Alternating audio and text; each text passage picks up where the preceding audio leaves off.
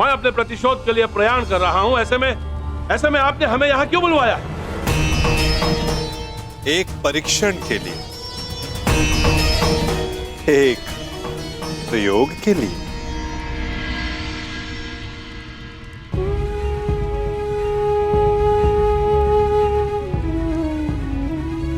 कैसा परीक्षण और यहां क्यों?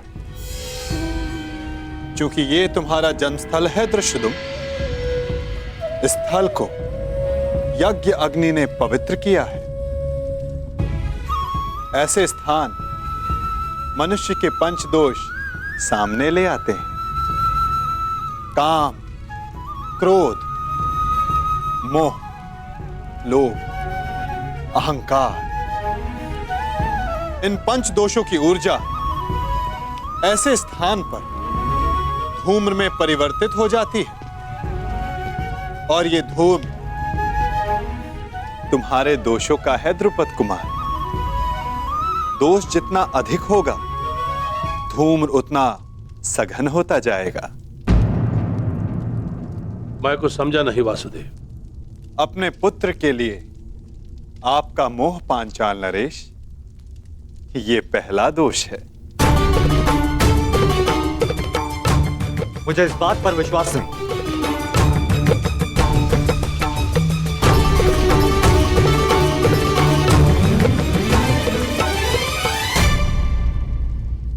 धूम्र बढ़ गया ना, चूंकि दूसरा दोष समक्ष आ गया, मद। इन सब बातों का मंतव्य क्या है वासुदेव? क्या आप हमें हस्तिनापुर पर आक्रमण करने से रोकना चाहते हैं? नहीं, इसके विपरीत मैं तो इस आक्रमण में आपका साथ देना चाहता हूं पांचाल नरेश।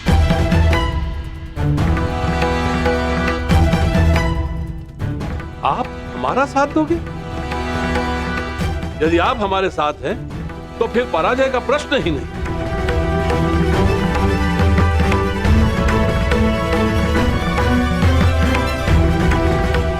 लोभ, तीसरा दोष।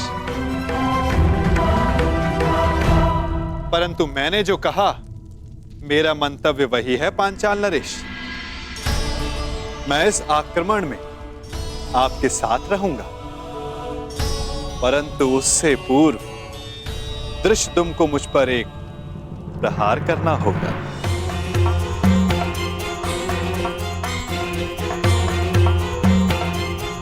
क्या? हाँ, मात्र एक प्रहार। मुझे यह जांचना है कि इस युद्ध में जिसका सहभागी बनने जा रहा हूं, क्या वो मेरे साथ का पात्र है भी या नहीं। परखना चाहता हूं कि ये महायोद्धा द्रोणाचार्य का वध करने में सक्षम है भी या नहीं।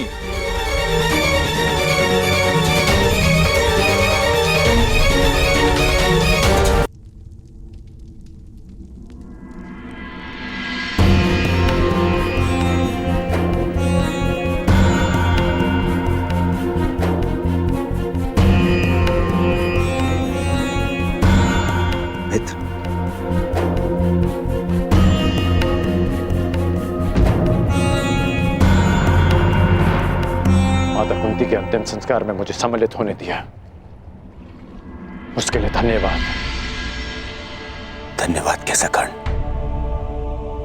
मैं जानता हूं माता कुंती के साथ में तुम्हारा विशेष स्नेह था। और एक बात, तुम मेरे लिए मेरे भ्राता से कम नहीं हो मित्र। कल मेरे जीवन का सबसे बड़ा स्वप्न पूर्ण होने जा रहा है। कल मेरा युवराज अभिषेक है मित्र, और यही तो तुम्हारा भी स्वप्न था ना। कर्ण, मैं जानता हूं तुम्हें लगता होगा कि जिस मार्ग पर चलकर मैंने ये मुकुट प्राप्त किया है वो उचित नहीं है। परंतु यदि तुम मैं आ जाऊंगा, तुम्हारे अभिषेक के लिए मैं प्रस्तुत रहूंगा।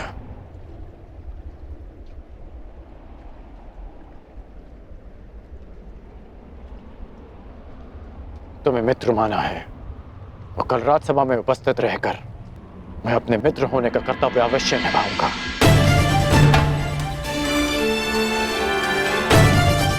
मैं जानता था मेरा ये मित्र मुझे कभी निराश नहीं करेगा।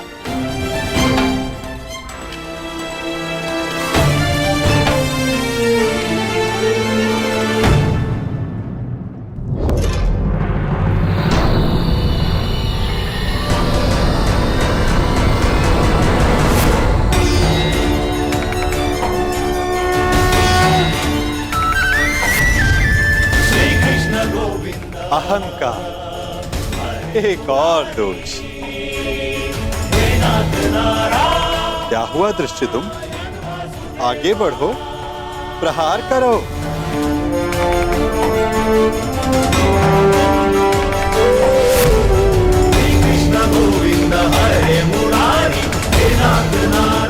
क्रोध अंतिम दोष।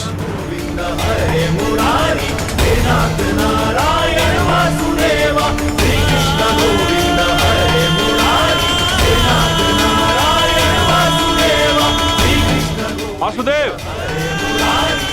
मैं आपका मंतव्य समझ गया। मेरा पुत्र अभी द्रोण से युद्ध करने के लिए तैयार नहीं है। अब ये माया समाप्त कीजिए वासुदेव।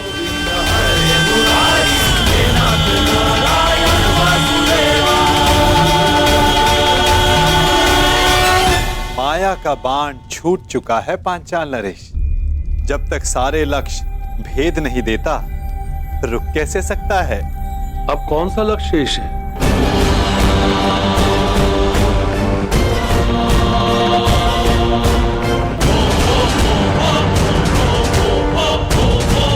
नहीं, रुको पुत्र।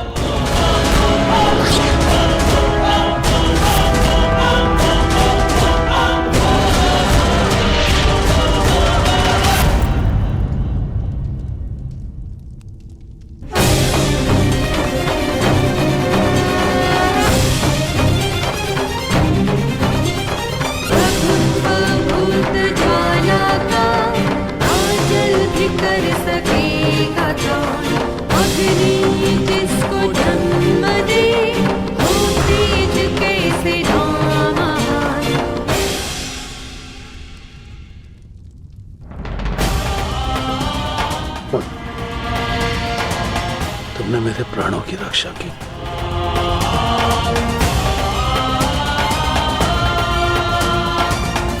पश्चाताप, भूल का पश्चाताप पांचाल नरेश। प्रत्येक दोष का निवारण पश्चाताप है। आपकी पुत्री पांचवी पंचकन्या है। इस युग की एकलौती। पहली चार त्रेता युग में आई। अहिल्या, मंदोदरी, सीता और तारा। और अब द्वापर युग को प्रतीक्षा थी पांचवी पंचकन्या की, द्रौपदी की।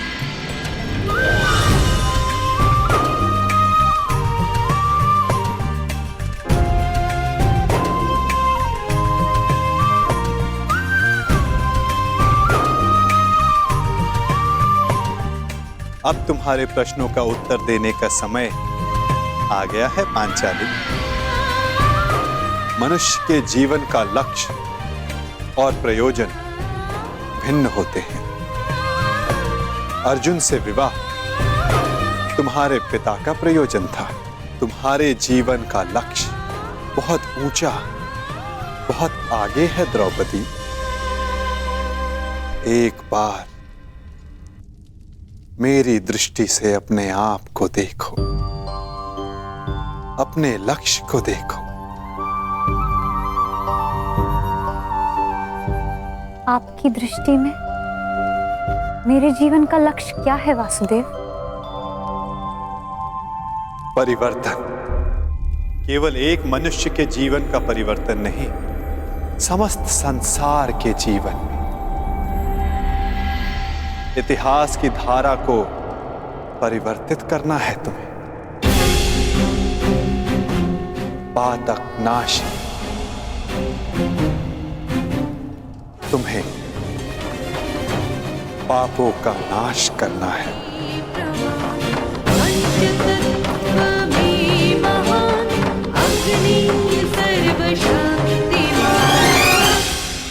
आपने मेरी आंखें खोल दी केशव।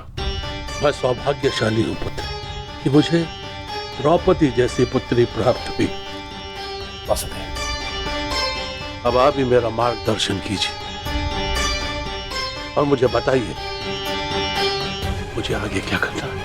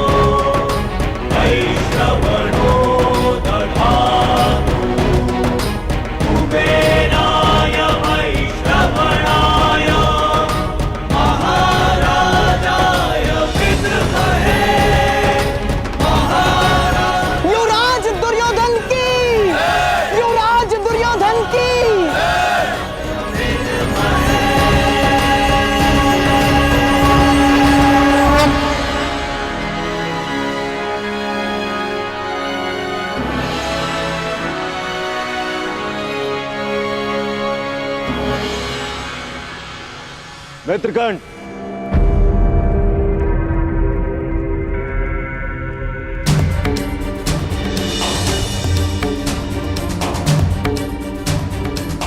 आज मैं बहुत प्रसन्न हूं मित्र, क्योंकि आज मेरा सबसे प्रिय मित्र मेरे अभिषेक में मेरे साथ उपस्थित था।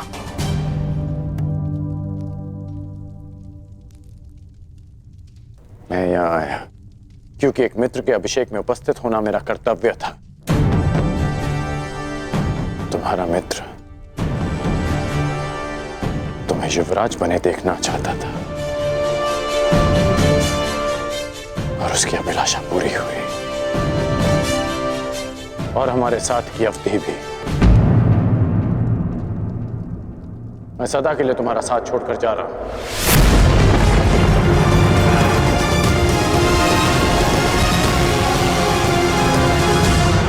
युग बदल रहा है पांचाल नरेश।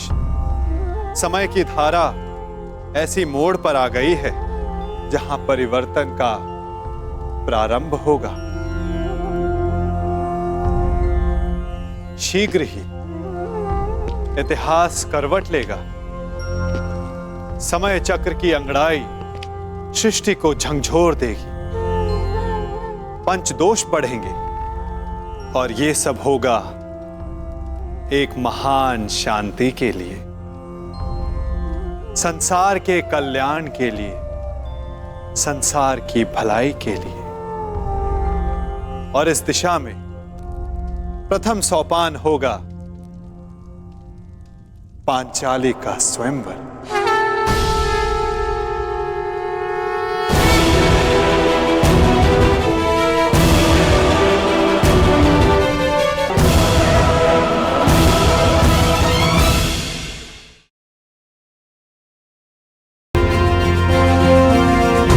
सर्वश्रेष्ठ वर का चुनाव तो परीक्षा से ही हो सकता है पांचाल नरेश। जिस याज्ञ सेनी को पाने के लिए आपने इतना परिश्रम किया, उससे विवाह करने के लिए उतना ही ऊंचा मानदंड होगा। द्रौपदी को वही पा सकेगा जो एक असंभव दिखने वाले लक्ष्य को साध सके। और वो असंभव लक्ष्य क्या होगा वासुदेव? वो लक्ष्य ना कथा में किसी ने सुना होगा, ना स्वप्न में किसी ने देखा होगा, ना कल्पना में किसी ने सोचा होगा। युग के सबसे स्मरणीय स्वयंवर का निमंत्रण भी सबसे विलक्षण होगा। ये निमंत्रण नहीं, चेतावनी होगी कि अग्निसुता याज्ञसेनी से विवाह करने की इच्छा वही रखें जिनमें अग्नि की ज्वालाओं से खेलने का साहस है। सबसे आवश्यक बात, हस्तिनापुर को यह निमंत्रण भिजवाना मत भूलिएगा। पांचाल की ओर से आपके लिए युवराज। इसमें क्या हो सकता है?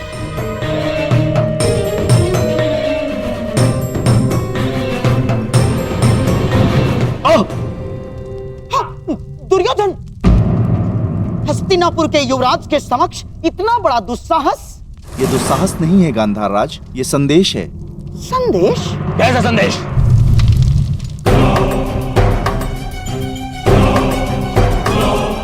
वीरों का आभूषण है।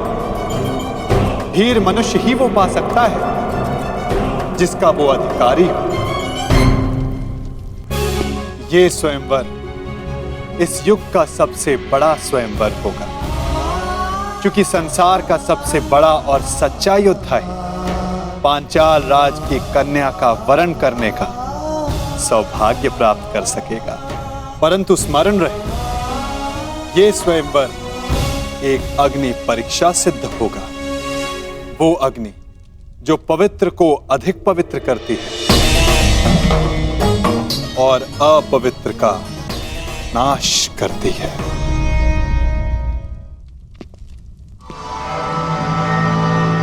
निमंत्रण आया है मामाश्री, जाना होगा। परंतु अकेले नहीं। क्यों? आपको मेरे बल पर विश्वास नहीं है मामाश्री? हाँ है, परंतु उसकी माया पर नहीं। इस संसार में एक वो ही है जिसको लेकर मैं सदैव चिंतित रहता हूँ, और वो इस स्वयंवर में अवश्य आएगा। कौन? बताइए मामाश्री। वासुदेव कृष्ण।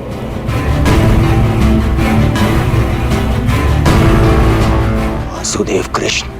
हाँ, वासुदेव कृष्ण। वो कब, कहां, क्या कर जाए, कुछ कहा नहीं जा सकता। राजनीतिज्ञों में महाराजनीतिज्ञ, कूटनीति में महाकूटनीतिज्ञ, योद्धाओं में महायोद्धा और छलियाओं में महाछलिया है वो। तुम तो जानते ही महाबली जरासंध को कैसे नचाया है उसने आज तक। हाँ मामाश्री। उसकी काट तो मेरे पासों के पास भी नहीं। वो तुम्हारे साथ कोई खेल ना कर बैठे, इसलिए तुम अकेले नहीं जाओगे ना।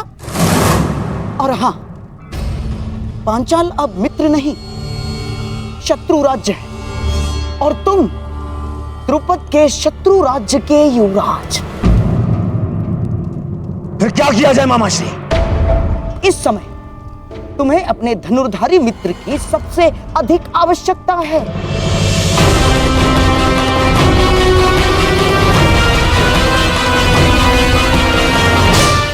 अर्थात कर्ण की। मैं तुमसे और राजवंश के सभी कुचक्र और चेष्टाओं से अपना बंधन तोड़ता हूं। राज के पश्चात हमारा कोई संबंध नहीं। मैं सदा के लिए तुम्हारा साथ छोड़कर जा रहा हूं। आएगा, अवश्य आएगा।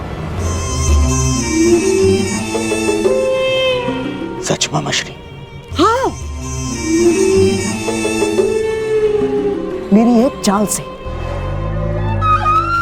कर्ण तुमसे दूर हुआ, अब मेरी ही एक चाल से वो वापस भी आएगा। यदि यदि मेरी बात मानोगे तो ना केवल कर्ण वापस आएगा, बल्कि तुम्हारा त्याग करके कभी नहीं जाएगा। कर्ण को वापस अपने जीवन में लाने के लिए मैं कुछ भी कर सकता हूं मामाश्री, कुछ भी।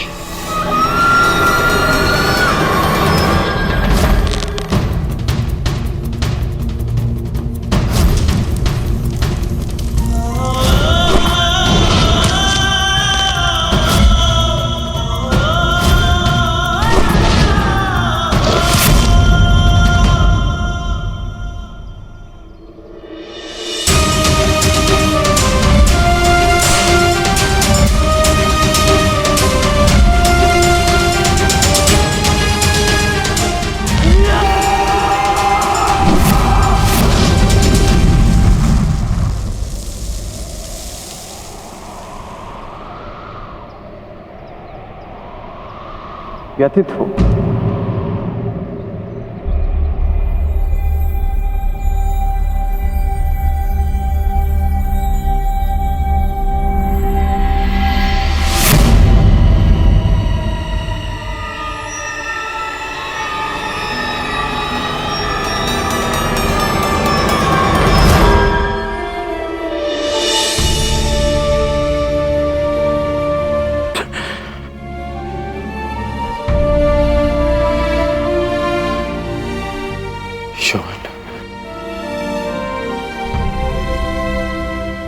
मैं एक बार फिर से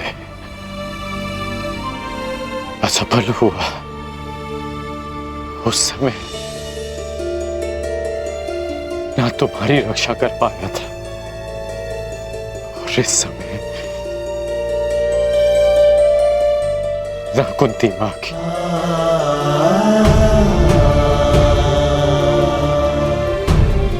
परिवर्तन का स्वप्न देखने वाला, अन्याय का प्रतिकार करने का वचन देने वाला ये कर्ण नियति की कसौटी पर असफल हो गया। परिवर्तन लाना, अन्याय का प्रतिकार कर पाना, यदि इतना सरल होता कोई भी कर लेता। उसके लिए राधे को इतना परिश्रम करने की, इतना कष्ट सहने की कोई आवश्यकता नहीं। आप नियति की कसौटी पर असफल तब होंगे जब परिवर्तन का अपना स्वप्न छोड़ देंगे। राजकुमार दुर्योधन का साथ छोड़कर कहीं आप परिवर्तन के अपने लक्ष्य से दूर तो नहीं जा रहे? मैंने दुर्योधन का साथ छोड़ा क्योंकि नीति की स्थापना अनीति का साथ देकर नहीं कर सकते। मैं जन्म पर कर्म की श्रेष्ठता सिद्ध करना चाहता हूं, और वो अनुचित कर्म के साथ नहीं हो सकती। यदि अंक का मुकुट त्याग दिया तो आपके दायित्व का क्या होगा? मैंने मुकुट को छोड़ा है, अपना दायित्व नहीं। परिवर्तन के लिए मेरा संघर्ष सदा रहेगा। तो अंग हो या भुगतग्राम, क्या अंतर पड़ता है? जब आपके प्रयास के लिए अंग या भुगतग्राम में अंतर नहीं है तो हस्तिनापुर क्यों नहीं? आप ही कहते थे ना कि परिवर्तन सोच से प्रारंभ होता है, और जिस राजकुमार दुर्योधन ने आपकी सोच का साथ दिया, शकुनी उसकी सोच को मैला कर रहा। कुमार दुर्योधन आपके मित्र हैं। यदि आप उनके साथ रहते तो कदाचित उन्हें अनुचित मार्ग पर जाने से रोक पाते। दुर्योधन का साथ छोड़ना उचित प्रतिक्रिया हो सकती है, परंतु क्या ये उचित हल है? मैंने दुर्योधन का नहीं, उसके कर्मों का उसके निर्णय का साथ छोड़ा है। एक योद्धा मित्र के लिए मैं संसार में किसी के भी विरुद्ध खड़ा हो सकता, परंतु षड्यंत्रकारी के लिए नहीं, कभी नहीं। यदि दुर्योधन उचित मार्ग पर अंगराज, युवराज दुर्योधन ने अपने आप को कक्ष में बंद कर लिया है और कक्ष में अग्नि लगा दी है। शीघ्र ही चलिए। अनुज,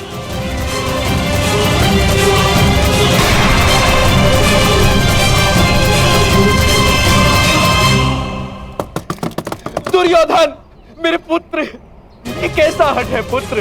दुर्योधन, बाहर आ जाओ। दुर्योधन, पीछे हटिए। पुत्र, पुत्र, ये क्या किया तुमने? स्वयं अग्निकांड क्यों किया? एक अग्निकांड पहले किया था, परंतु उसने मेरे शत्रुओं के साथ साथ मेरे परम मित्र को भी मुझसे छीन लिया। और अब ये अग्निकांड है मेरे पश्चाताप की अग्निकांड। अति उत्तम, जैसा मैंने कहा वैसा ही कर रहे हो।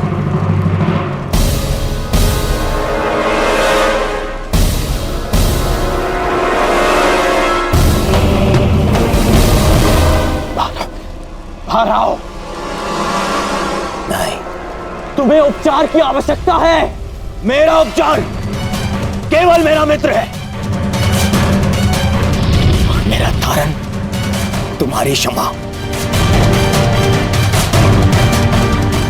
मुझे क्षमा कर दो मित्र। मैं वचन देता हूं, कभी आज के बाद अपनी मित्रता को लज्जित नहीं होने दूंगा। मैं युधिष्ठिर की युवराज बनने के पश्चात मैं स्वयं पर से वश को बैठा था और इसीलिए मैं मामाशी के बहकावे में आ गया।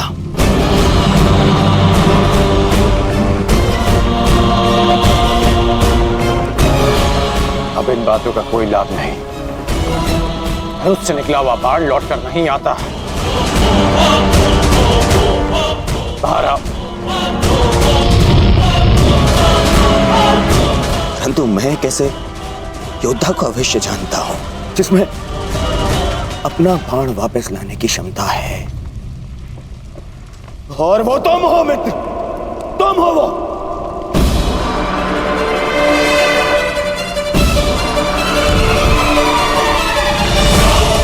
मेरी बात मानो, आग बढ़ रही है। बाहर आओ।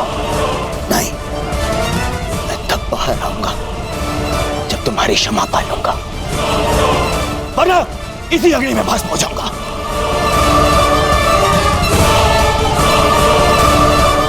तुम्हें तो पीड़ा उठाया है ना मित्र, परिवर्तन का। तो मुझे एक अवसर तो दो ताकि मैं यह सिद्ध कर पाऊं मेरा मन भी परिवर्तित हो गया है। बाहर आओ। कहो मित्र, तुमने मुझे क्षमा किया?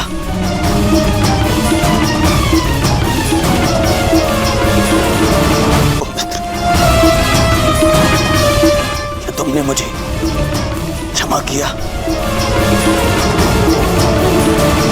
ठीक है, मैंने तुम्हें क्षमा किया।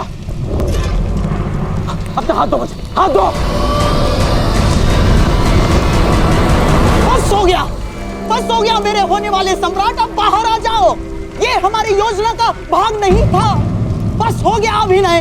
अग्नि बढ़ रही है, तुम्हारा अंत हो जाएगा। मेरे होने वाले सम्राट बाहर आ जाओ। ये योजना अस्त हो जा। बस मेरी मित्रता आपकी किसी योजना का भाग है भी नहीं मामाश्री। ये एक पश्चाताप है। मित्र का पश्चाताप एक जिसने अपने मित्र को ठेस पहुंचाई है।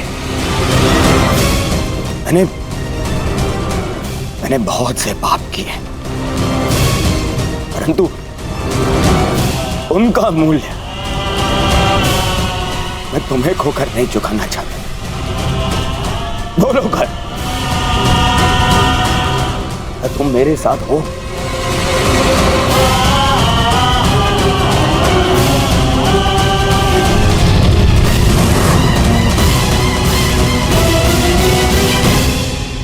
हाँ, केवल हाँ नहीं, मुझे वचन दो कि हर परिस्थिति में तुम मेरा साथ दोगे।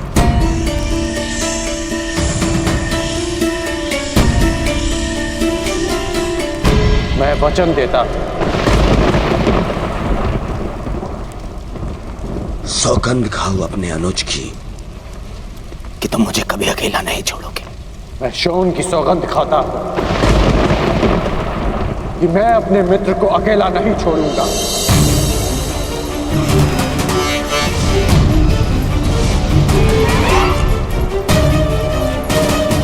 अब अपना हाथ आगे बढ़ाओ मित्र, हाथ आगे बढ़ाओ। हाँ मित्र,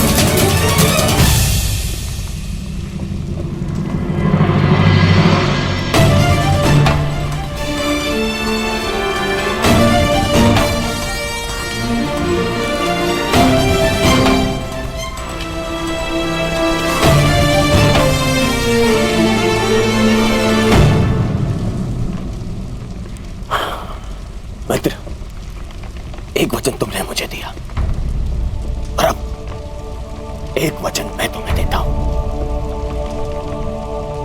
आज के बाद कभी कोई कुचक्र नहीं रचूंगा, कभी कोई ऐसा कर्म नहीं करूंगा जो तुम्हारी दृष्टि में अनुचित हो। तब तक नहीं जब तक कोई मुझे उकसाएगा नहीं।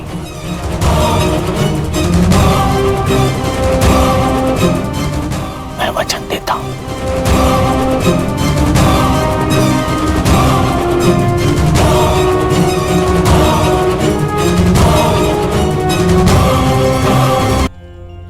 पहले भी मिल चुके हैं सखी। इस लोक से, इस संसार से भिन्न एक संसार में, और वियोग से पहले हमने एक योजना बनाई थी कि हम फिर से मिलेंगे। मानवता और संसार को एक नई दिशा देने के लिए, सूर्य और किरण की भांति संसार को एक नए दिवस का प्रकाश देने के लिए। और अब तुम देख ही रही हो कि हम फिर से मिले, अपना वचन, अपना कर्तव्य, अपना मंतव्य पूर्ण करने के लिए। और ये केवल स्वप्न था, है ना? हाँ सखी, स्वप्न तो मात्र स्वप्न ही होता है।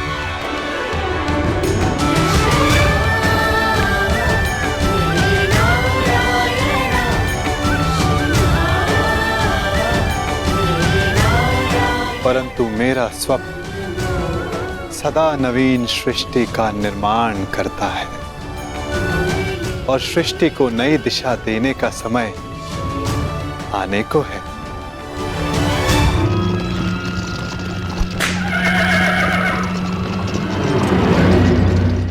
अच्छा सखा, ये तो बताओ कि स्वयंवर की शर्त क्या होगी? आपने कहा था कि कुछ ऐसा होगा जो असाध्य प्रतीत होगा। हाँ, अधिकतर के लिए असंभव, परंतु कदाचित कोई एक ऐसा होगा जिसके लिए ये साध्य होगा। तो आपने कुछ ऐसी शर्त रखी है जिसे केवल अर्जुन ही पूर्ण कर सके, है ना? कदाचित ऐसा ही हो। अंधकार को सूर्य ही मिटा सकता है ना सखी? ना जाने क्यों कभी कभी ऐसा लगता है कि कदाचित अर्जुन जीवित हो, और यदि वो जीवित हुआ तो वो इस स्वयंवर में प्रस्तुत होगा ना सका? कदाचित ऐसा ही हो। यदि अर्जुन उन प्रत्याशियों के मध्य उपस्थित हुआ तो क्या होगा? यदि उसने स्वयंवर की शर्त पूरी कर दी तो कितना आनंद आएगा ना?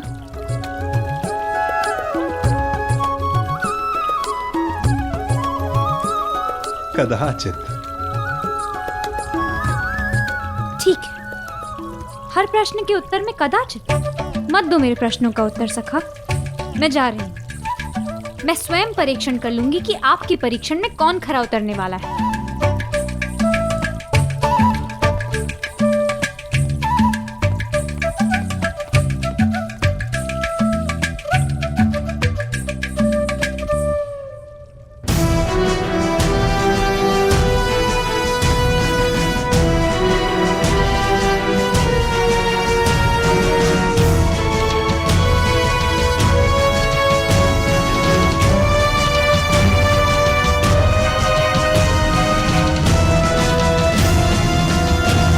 परीक्षण तो तुम्हें ही करना है सखी, परंतु निर्णय तुम मेरे बिना नहीं कर पाओगी।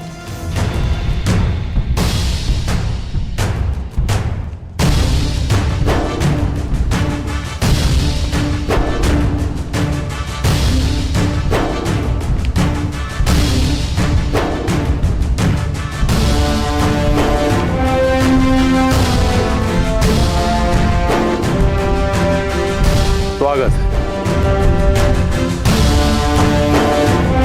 पांचाल नरेश हस्तिनापुर के युवराज का स्वागत करता है।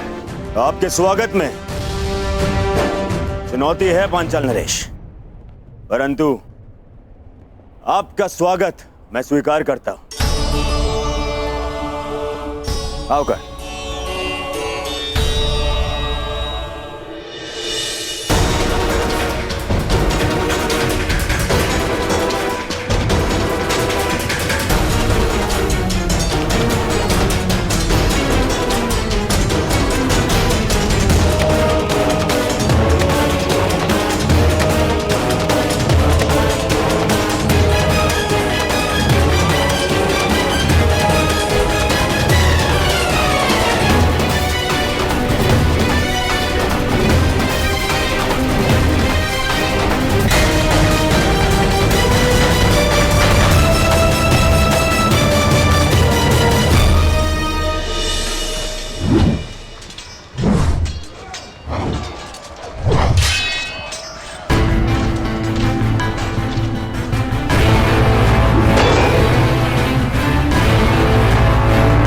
स्वयंवर की शर्त अभी तक रहस्य है मित्र।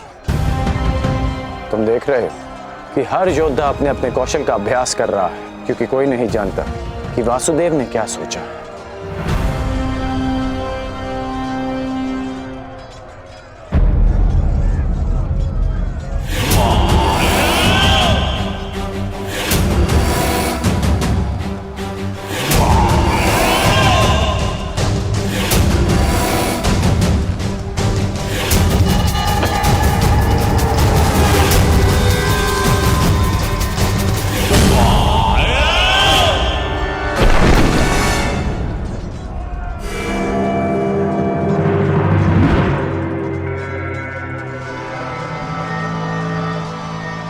मित्र, यदि परीक्षण में गदा युद्ध, मेरी विजय तो निश्चित ही, 5 पत्र एक ही पंक्ति में और एक ही बाण से सबको साधना है। आओ प्रयास करें।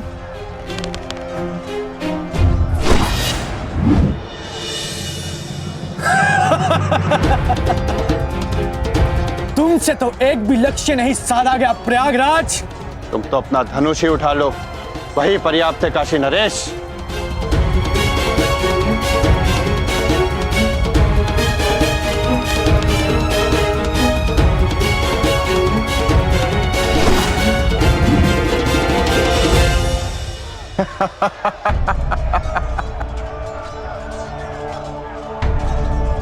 भोजन का समय हो गया है। सभी महानुभाव से निवेदन है कि आतिथ्य लेकर हमें कृतार्थ करें। अब अभ्यास भोजन के पश्चात करेंगे। चलो चलो मित्र। तुम चलो मित्र, मैं कुछ समय में आता।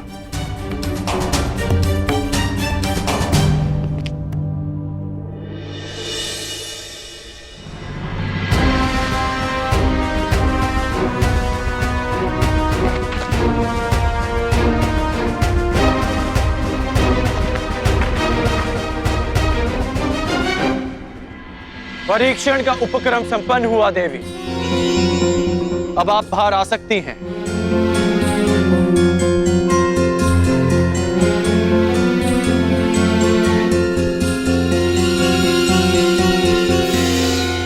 परीक्षण का उपक्रम संपन्न हुआ देवी। अब आप बाहर आ सकती हैं।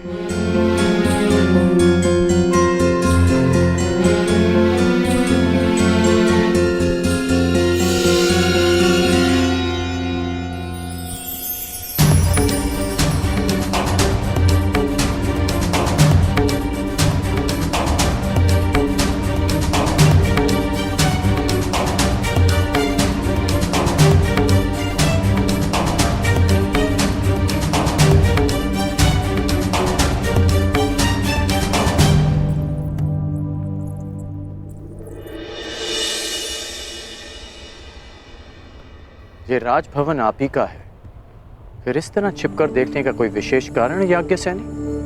आपने मुझे कैसे पहचान लिया? आपकी दृष्टि से पहचाना, वो दृष्टि जो यहां किसी को ढूंढ रही है। स्वयंवर में भाग लेने वालों के अभ्यास स्थल पर परीक्षण दृष्टि रखने वाली स्वयंवरा पांचाली के अतिरिक्त और कौन हो सकती है? परंतु मेरी दृष्टि इतनी कुशल भी नहीं कि किसी को देखकर ही उसका परिचय ले ले। आपको अपना परिचय स्वयं देना होगा भद्र। मैं राधेकर। और आप स्वयंवर में भाग लेने नहीं आए।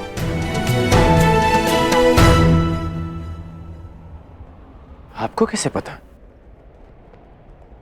अब मेरी दृष्टि इतनी अकुशल भी नहीं कि स्वयं पर पड़ने वाली दृष्टि को समझ ना पाऊं। यदि आप कोई प्रत्याशी होते तो आपकी दृष्टि कुछ और ही होती। तो यज्ञ से राजकुमारी पांचाली चतुर भी है। ठीक अनुमान लगाया आपने। मैं यहां केवल अपने मित्र के साथ आया हूं।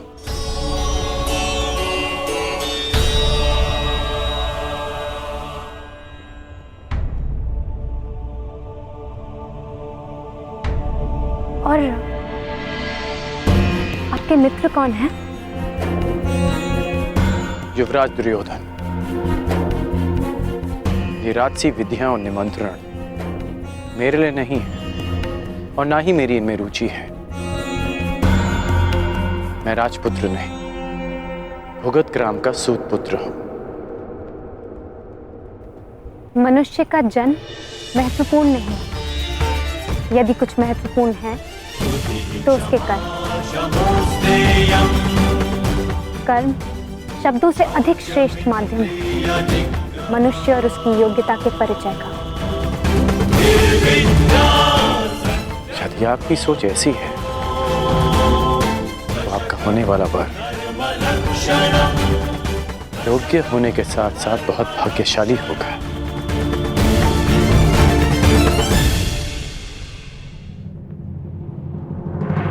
और आपकी योग्यता, आपका कौशल क्या है राधे?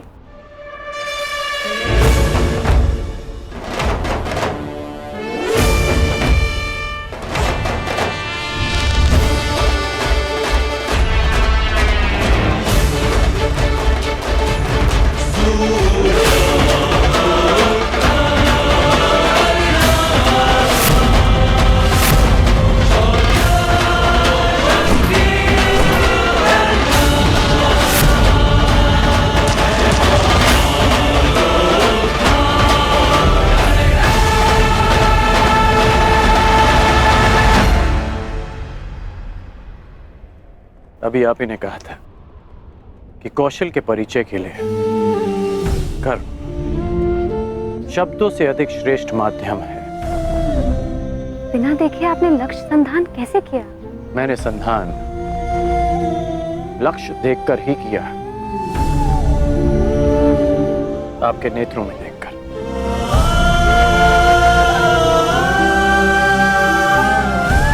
प्रणिपात राजकुमारी।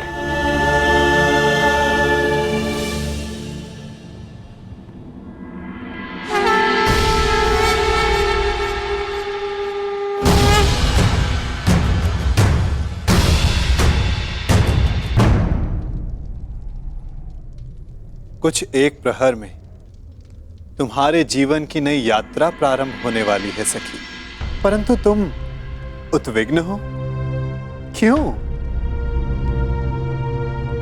क्योंकि सखा, आपसे मिलने से पूर्व मैं अपनी नियति को जानना चाहती थी, परंतु आपसे मिलने के पश्चात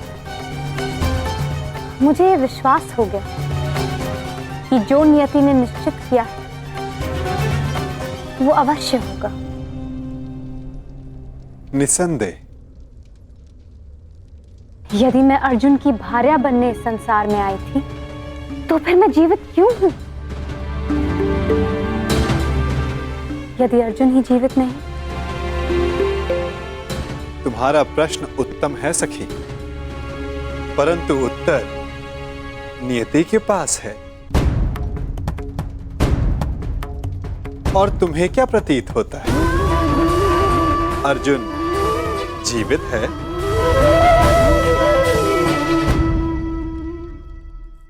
और तुम्हें क्या प्रतीत होता है? अर्जुन जीवित है?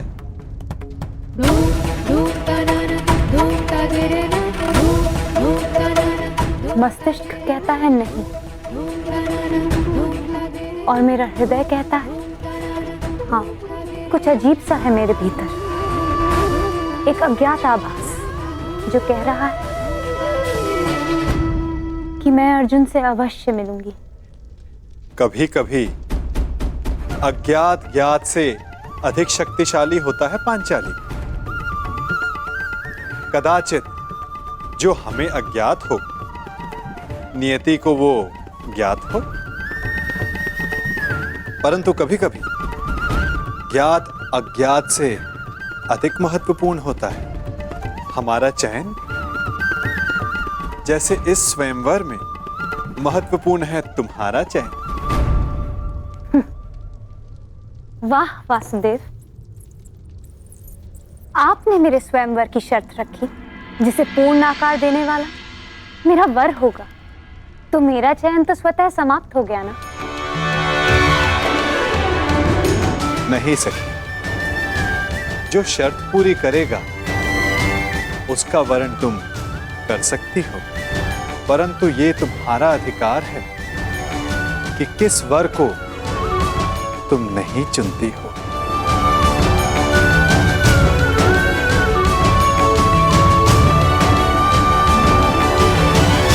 हस्तिनापुर युवराज दुर्योधन गांधार नरेश शकुनी के साथ पधार रहे हैं।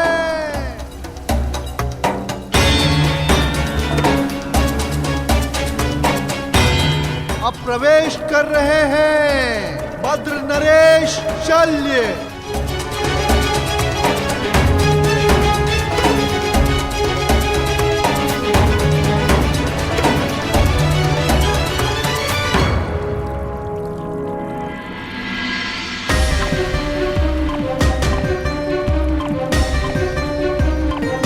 मगध नरेश जरासंध।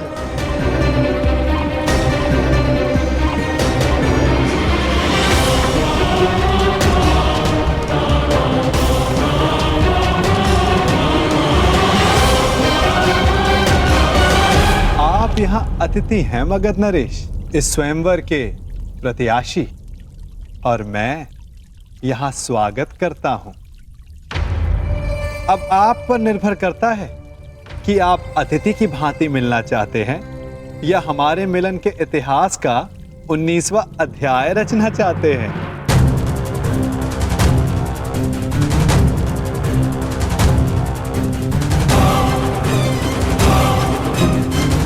मगर नरेश, स्वागत है आपका।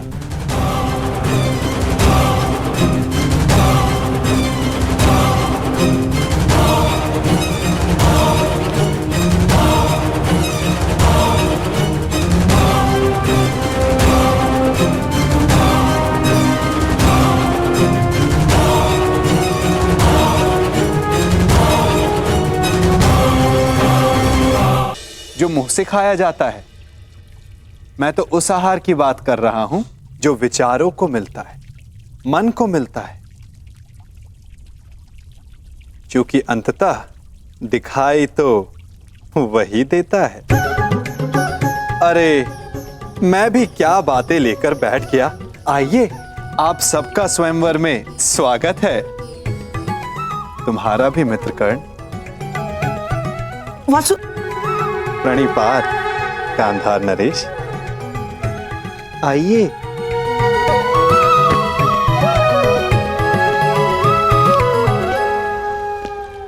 तुम मेरे साथ आओ राधे। बहुत समय हो गया, सोचा तुमसे पूछ लूं कि सब कुशल मंगल है या नहीं। कितना महान चिंतक शकुनी, परंतु उतना ही लक्ष्यहीन, जैसे एक महान ब्रह्मास्त्र अपना मार्ग भूल गया हो कर्ण। जब तक अग्नि वश में होती, मनुष्य को भोजन देती। यदि अग्नि वश से बाहर हो जाए तो मनुष्य का भोज कर लेती है ना कर्ण?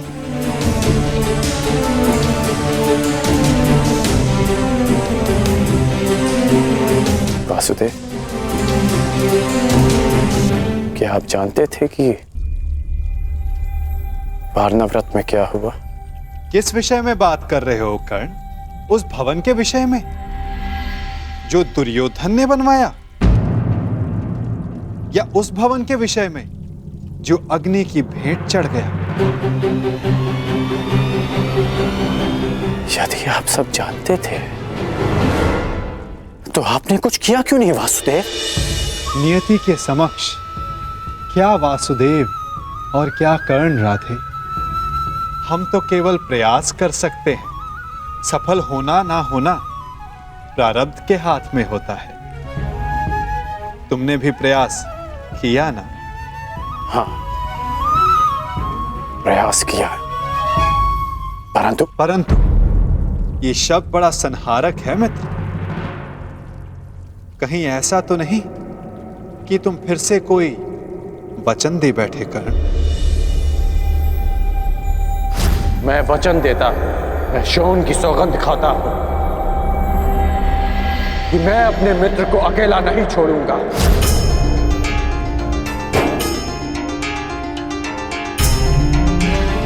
ओ कर्ण, मैंने कहा था कि वचन देते समय सावधान रहना, फिर भी दे बैठे क्यों? क्योंकि सबके पास वासुदेव जैसा मार्गदर्शक नहीं होता। और कुछ लोगों के पास तो शकुनी जैसे पथभ्रष्टक होते हैं। इसलिए मैंने अपने मित्र का साथ दिया और उसे वचन भी। यदि धनुष मध्य में से कच्चा हो तो धनुधर को घायल कर सकता है। योद्धा का खड़ग शत्रु के आक्रमण को रोक सकता है, परंतु समय के बवंडर को नहीं। कहीं ऐसा ना हो कि तुम एक असफल योद्धा सिद्ध हो जाओ कर्ण। योद्धा का धर्म युद्ध है, फिर वो उस युद्ध में सफल हो या असफल। और आप भूल रहे हैं वासुदेव कि मैंने पंख के स्थान पर पाषाण खंड होना चुना है। और मैंने क्या कहा था कि हमारा चयन ही हमारा भविष्य निर्धारित करता है कर्ण। स्मरण है? आपने मुझे यह स्मरण करवाने के लिए रोका है? नहीं, मैंने तुम्हें रोका है एक मंत्रणा देने के लिए कर्ण, कि स्वयंवर में तुम प्रतिभागी मत बनना। स्वयंवर में भाग लेने की मेरी कोई मंशा नहीं। तो फिर मुझे वचन दो कि चाहे जो भी, तुम स्वयंवर में भाग नहीं लोगे। आप ऐसा क्यों कह रहे हैं?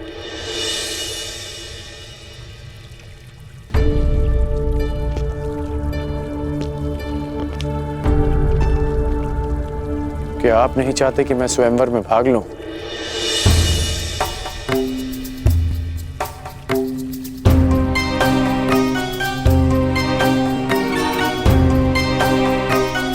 कहीं ऐसा तो नहीं कि स्वयंवर की परीक्षा का संबंध धनुर्विद्या से है? आपके मौन में आपकी सहमति दिख रही है वासुदेव।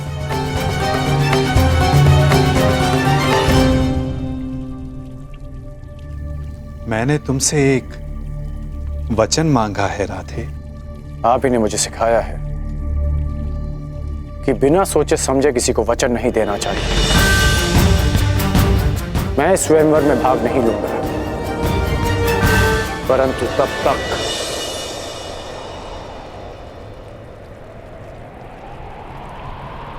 जब तक यह स्वयंवर न्यायपूर्वक चलेगा और मेरे मित्र दुर्योधन के साथ कोई अन्याय नहीं होगा। परंतु अन्याय हुआ तो ना मैं अपने धनुष को रोक पाऊंगा और ना ही मेरे बाण मौन रहेंगे।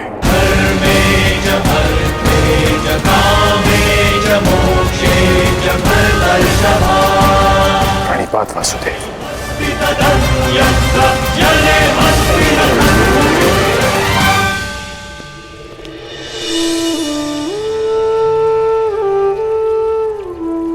कदाचित तुमने ये विचार दुर्योधन को वचन देने से पूर्व किया होता तो भविष्य कुछ और होता मित्र।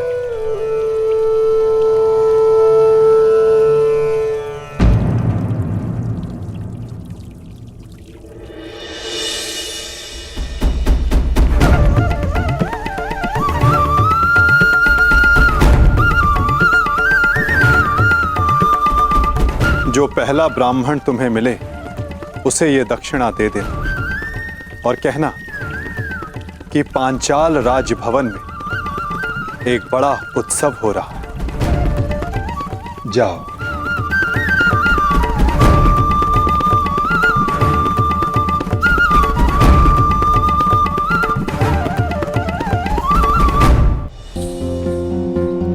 कहां से ढूंढूं ब्राह्मण?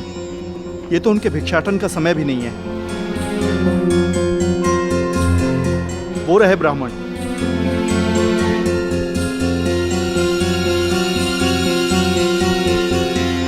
प्रणिपात ब्राह्मण देव। यह आपके लिए ब्राह्मण देव। एक संदेश भी है। राजमहल में एक बड़ा समारोह है और एक बड़ा भोज। अब पधारिएगा अवश्य। प्रणिपात।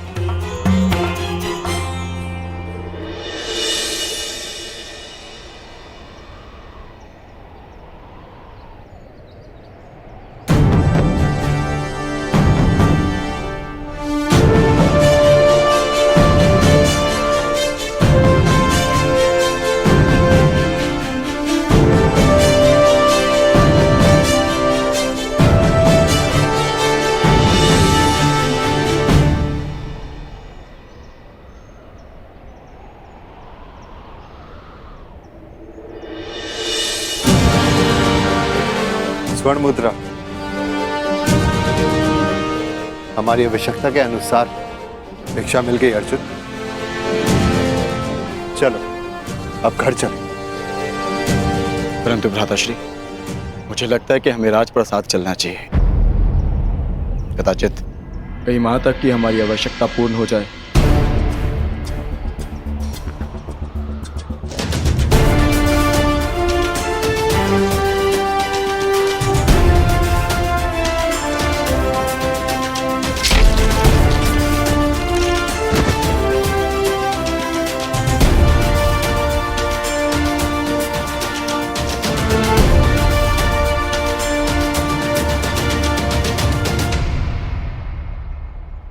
हाँ भ्राताश्री, कदाचित हमें वहां एक के स्थान पर 5 मुद्राएं मिल जाए। जब माताश्री कहेंगी कि आपस में बांट लो तो सुविधा हो जाएगी। अधिक लालच अच्छा नहीं है अनुज। भूखा रहना भी अच्छा नहीं है भ्राताश्री। आपने सुना ना, वहां भोज भी है। क्या आप अपने अनुज की क्षुधापूर्ति होते हुए नहीं देखना चाहोगे? यदि ऐसा है तो चलो, तुम्हें भरपेट भोजन करते हुए देखना भी बहुत बड़ा सुख है मेरे लिए। हम राजप्रसाद चलेंगे।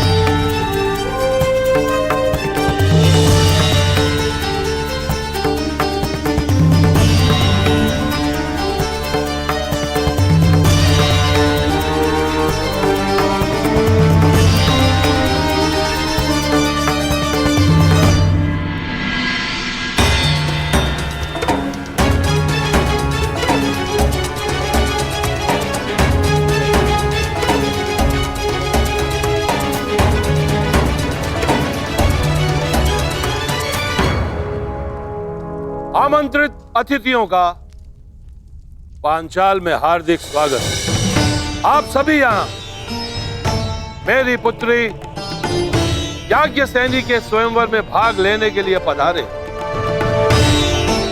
इसलिए मेरा भी यह कर्तव्य बनता है कि मैं स्वयंवर से आपका परिचय करवा दूं। मंडप के मध्य में वो जो स्थान आप देख रहे हैं, जो इस क्षण यव्यानिका से ढका हुआ है, वही वो परीक्षण है जिसमें सफल होने वाला प्रत्याशी मेरी पुत्री से विवाह कर सके। परंतु निश्चित रूप से यह परीक्षण सरल नहीं होगा।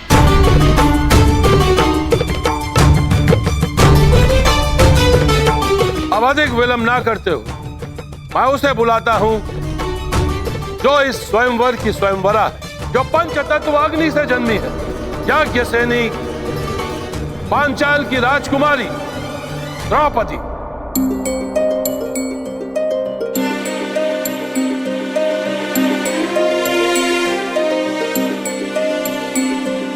कुमारी चापि पांचाली वेदी मध्यात् समुत्थिता सुभागा दर्शनीयांगी स्वसीताय तलोचना।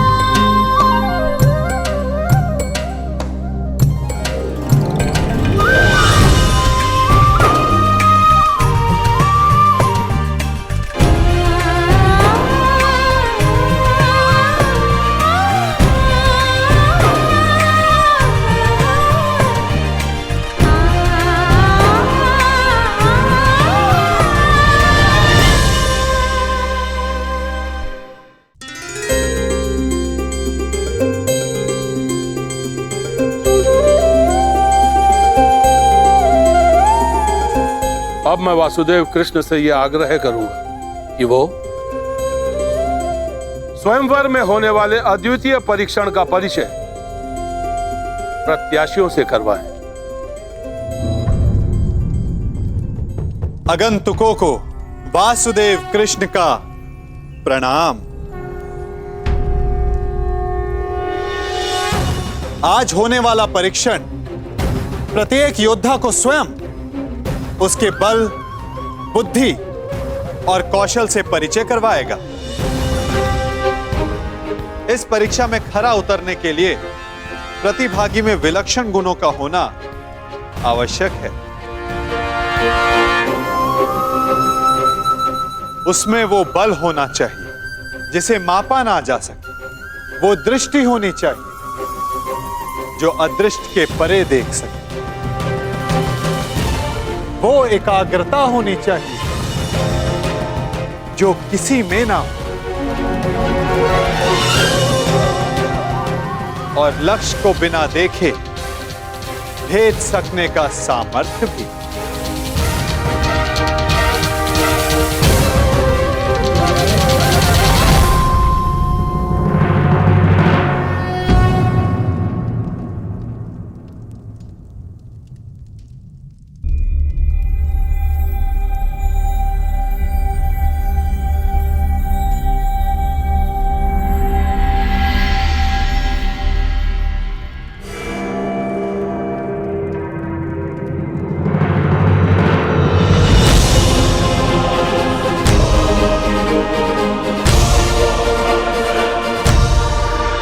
मुझे वचन दो कि चाहे जो भी हो, तुम स्वयंवर में भाग नहीं लोगे।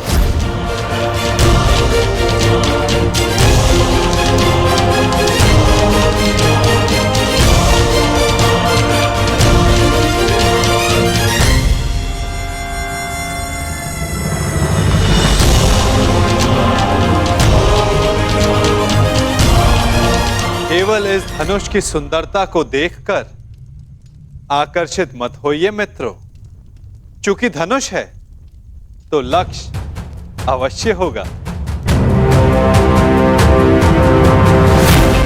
सोचिए, कहां होगा आपका लक्ष्य?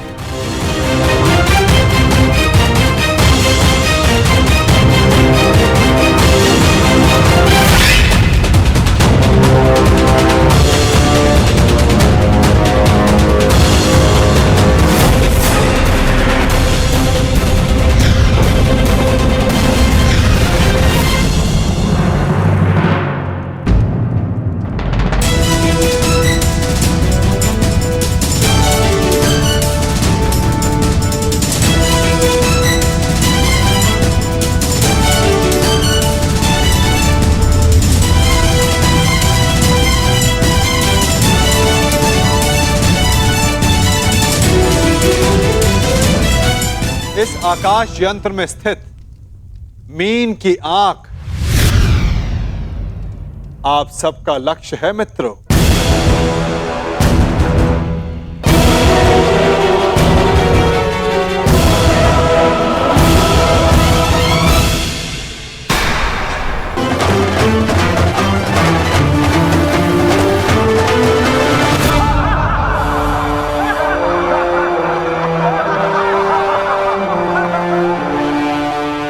संभव लक्ष्य नहीं है सखा। प्रतिबिंब देखकर आकाश यंत्र में घूमती मीन का नेत्र वेदन संसार में भला ये कौन कर सकता है? एक नहीं, 3 पुरुष हैं सखी, जो ये लक्ष्य साध सकते हैं। और वो कौन है? हीर स्त्री का आभूषण होता है सखी। धैर्य रखो, प्रश्न उठा है तो उत्तर भी प्रस्तुत होगा। 3 पुरुष ये लक्ष्य साध सकते हैं सखी। इस सभा में 2 उपस्थित हैं और तीसरा प्रवेश करने वाला है।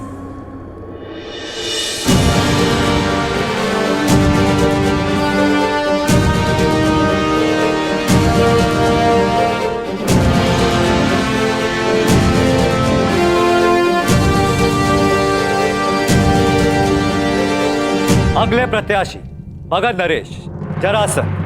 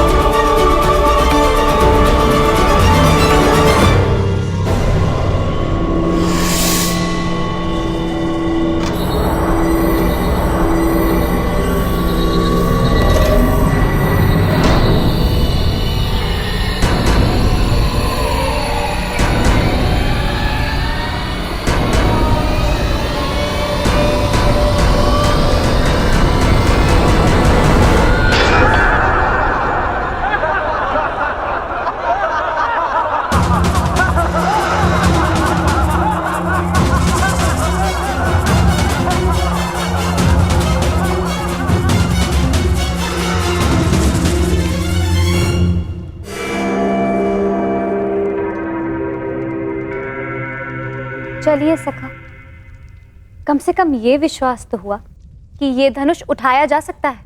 वैसे सखा, क्या अर्जुन भी ये धनुष उठा सकते हैं?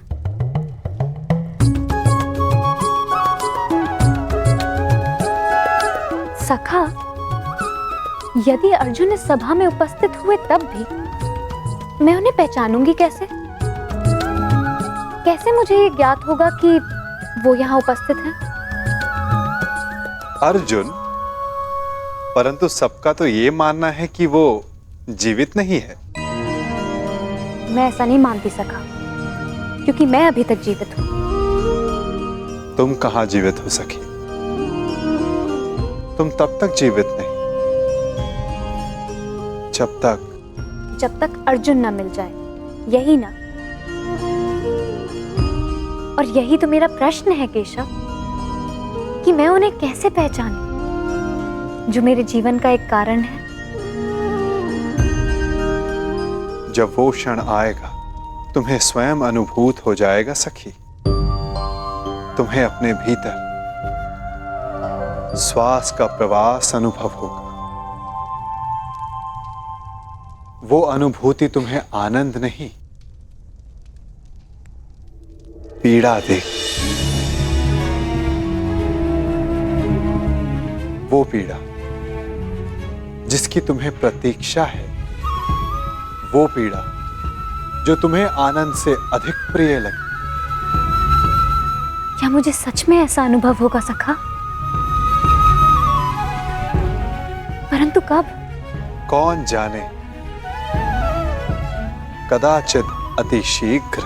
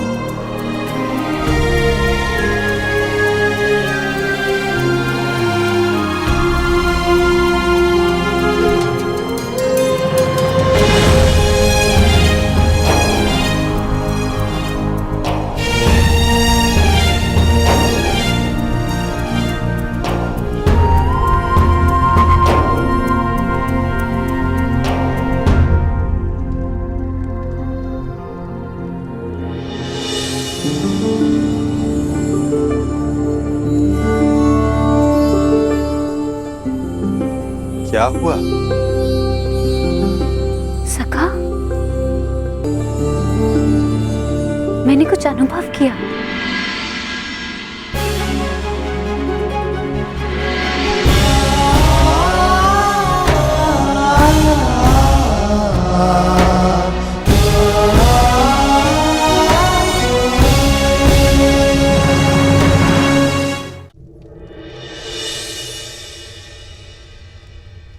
यश भ्राता, वो कौन है जो मेरी ओर देख रहे हैं? जो राजकुमारी के समीप बैठे हैं, वो वासुदेव कृष्ण हैं, द्वारकाधीश। हमारे ममेरे भाई भी हैं, परंतु वो तुम्हें नहीं देख रहे। वो स्वयंवर में आए सारे प्रतिभागियों को देख रहे हैं। वो कमल नयन वाले हैं, इसीलिए सबको लगता है कि वो उन्हें ही देख रहे हैं, परंतु नहीं।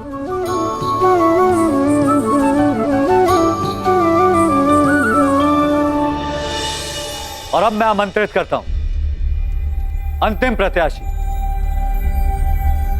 हस्तिनापुर के युवराज दुर्योधन।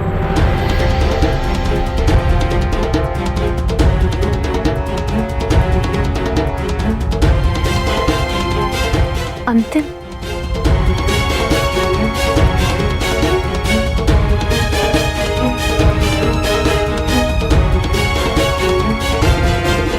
वो दिन कब आएगा जब मैं इस दुष्ट की छाती पर गदा से प्रहार कर पाऊंगा। शांत, ये माता श्री की आज्ञा है, स्मरण रखना। हमें यहाँ पर किसी की दृष्टि में नहीं आना है। हम यहाँ पर स्वयंवर देखने आए और कुछ दक्षिणा ले, बस।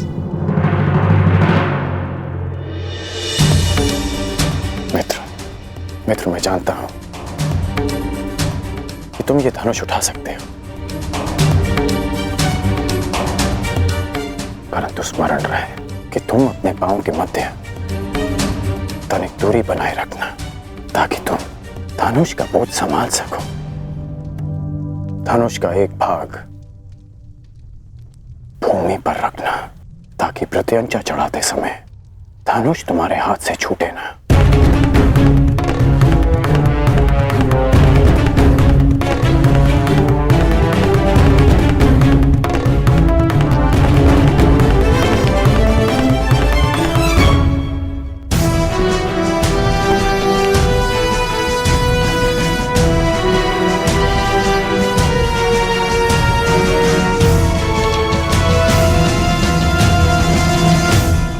बताइए ना, कौन है वो 3 पुरुष जो ये लक्ष्य साध सकते हैं? पहला मैं स्वयं, दूसरा पांडु पुत्र अर्जुन और तीसरा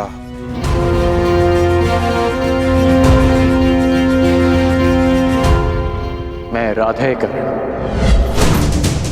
मैंने संधान लक्ष्य देखकर ही किया, आपके नेत्रों में देखकर। कदाचित तीसरे वीर के लिए मैं आपका संकेत समझ गई हो सका।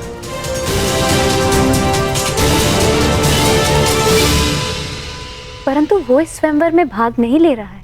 आशा यही है सखी, परंतु नियति क्या कहे कौन जाने।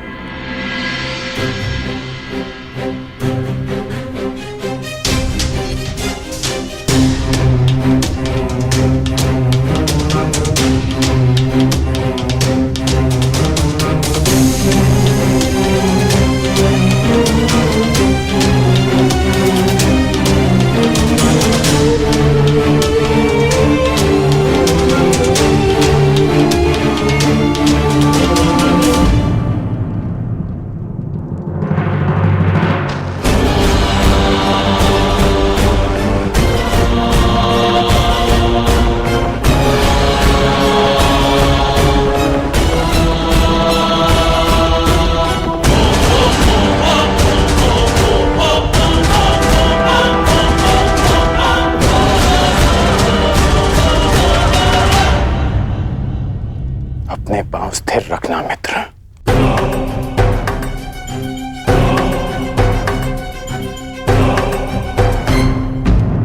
अब धनुष का एक भाग भूमि पर रखो।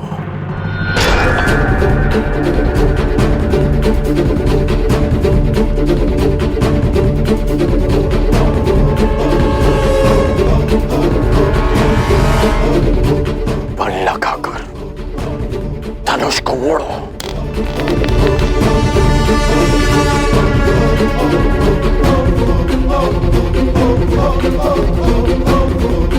धैर्य रखना मित्र, तभी प्रत्यंचा चढ़ा पाओगे। ये दुष्ट कहीं लक्ष्य साध ना ले। नहीं भ्राताश्री, उसकी पकड़ दुर्बल है और प्रत्यंचा तेलीय है, दुर्योधन के हाथ से फिसल जाएगी।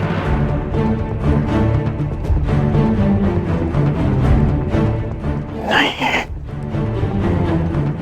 एकाग्रता बनाए रखो दुर्योधन।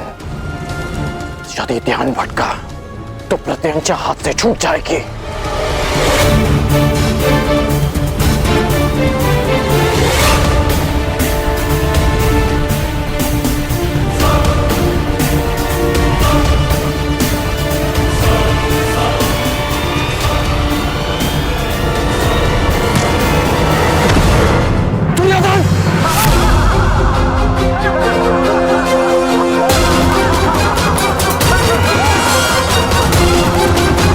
Ha ha ha!